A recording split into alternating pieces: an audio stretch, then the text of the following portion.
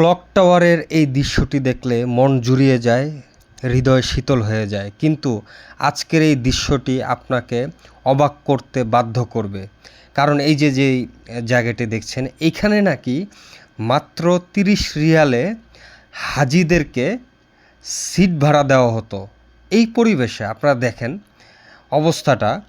আমি যখন এই পরিবেশে অর্থাৎ এই জায়গাটায় যখন পা রাখি, আমার এক প্রকার বমি চলে আসতেছিল। এক হচ্ছে খোলামেলা একটা জায়গা, উপরে কিছু একটা ছিল, কিন্তু ভেঙে দেওয়া হয়েছে কয়েকদিন আগে।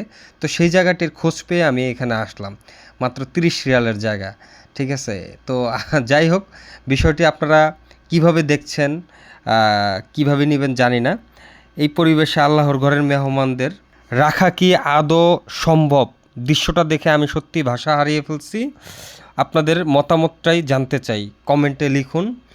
আর কমেন্টের মাধ্যমে আপনাদের পরামর্শ দিন যে এই ধরনের সিচুয়েশন কি, এই ধরনের ঘটনা কি আরও দেখতে চান কি না। এরকম আরও তথ্য আমাদের তাওয়াফের কাছে রয়েছে, যে হাজিদের সাথে এই মক্কাতেই কত রকম ঘটনা ঘটে, এটা আসলে বলে বুঝাইতে পারবো না। এই যে দেখেন ক্লক টাওয়ার কত কাছে। এই ক্লক টাওয়ার যতটা কাছে মানুষকে বলা হয়, হাজিদেরকে বলা হতো যে ক্লক টাওয়ারের সাথেই থাকার ব্যবস্থা।